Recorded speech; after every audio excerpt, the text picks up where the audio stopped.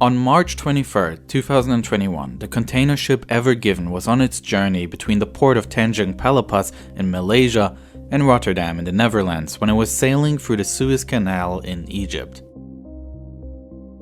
According to the shipping company, the vessel was hit by a strong sandstorm with wind speeds up to 74 km an hour, causing it to no longer be steerable. At 7:40 a.m. local time, the ship rammed into the side wall of the canal.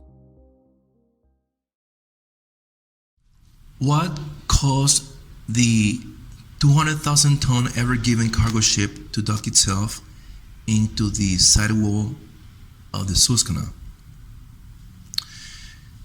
The respective authorities are investigating the accident, and they are looking into wind pressure in the area to be the probable cause to cause the ship to turn sideways and hit the canal.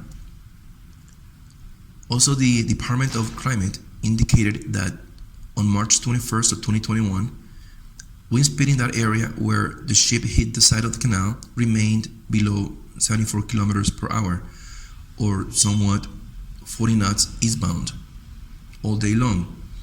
Temperature was above 95 degrees Fahrenheit and humidity below 48%. All these factors could have contributed.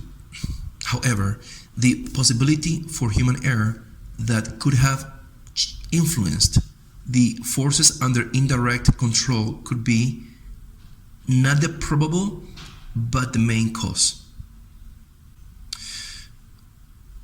To make a ship that 200,000 tons turn sideways, it requires at least 70,000 tons of wind pressure to strike either the front or the back of the ship. But in order for this to take place, the ship has to be at a still position and without moving forward in order for the wind pressure to cause this effect.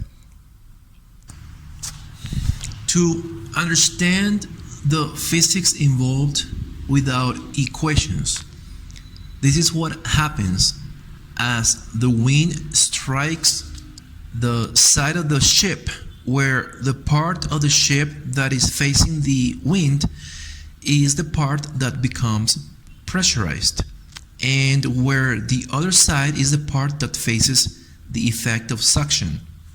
Meaning, if one side is pressurized, the other one becomes suctioned, and here we have the Bernoulli's effect that make aircraft fly, where in this case the ship is pushed sideways, and not because of the part of the ship that is pressurized, but because of the part that is depressurized, which is the area marked in blue. So in this case, the pressure and suction caused the ship to be pushed sideways, as alleged.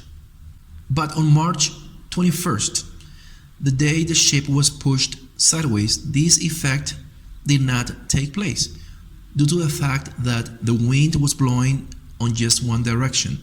Therefore, if in fact the wind pushed the ship, it had to be pushed parallel to the canal and not diagonal.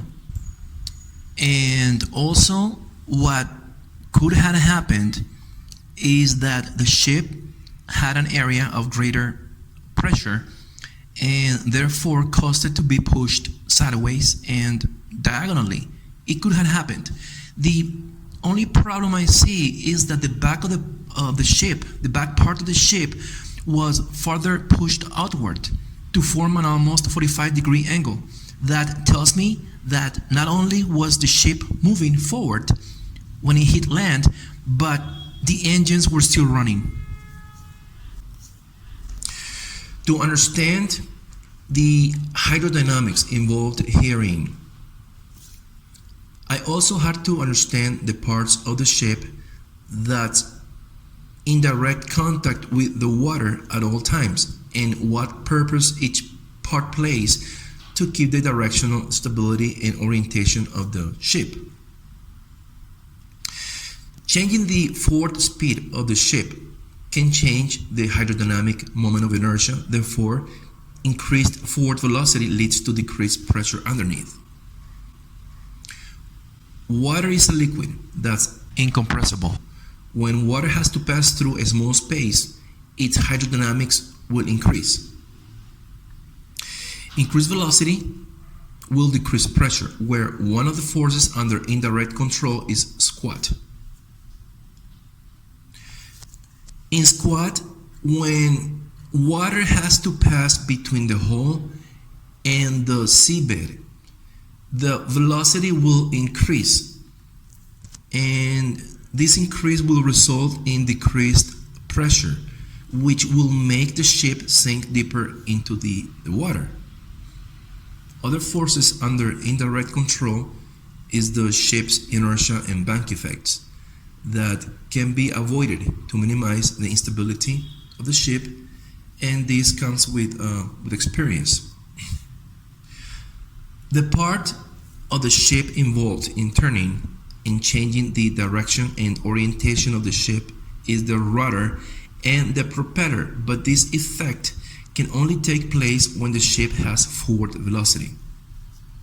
The water flow created by the propeller increases pressure around the rudder that helps the ship maintain its straight line or make it turn sideways.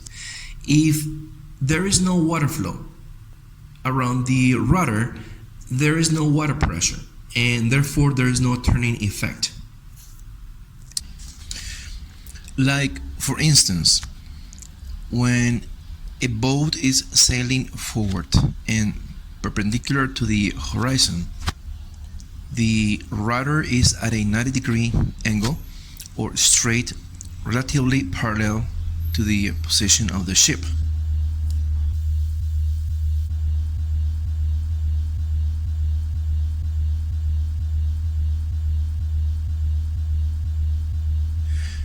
If the ship is facing wind pressure blowing the front part of the ship, it will be pushed sideways.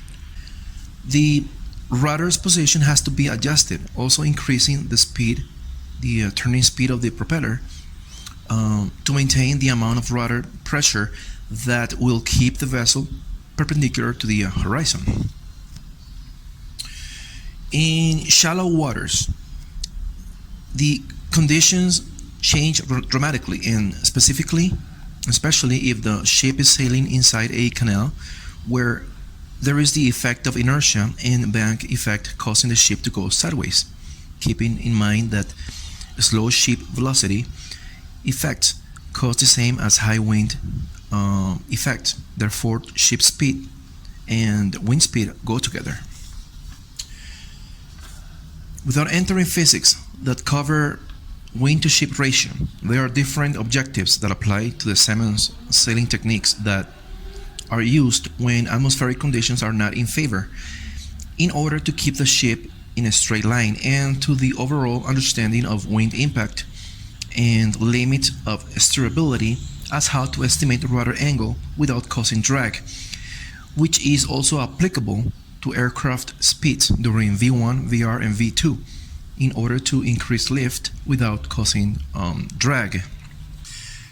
Therefore, we can say, and upon understanding all these factors, we can conclude that what caused the mishap with the cargo ship Ever Given in the Suez Canal was 100% human error and not wind pressure as alleged, albeit wind pressure could be the cause for the ship to lose its position perpendicular to the horizon and relatively parallel to the canal.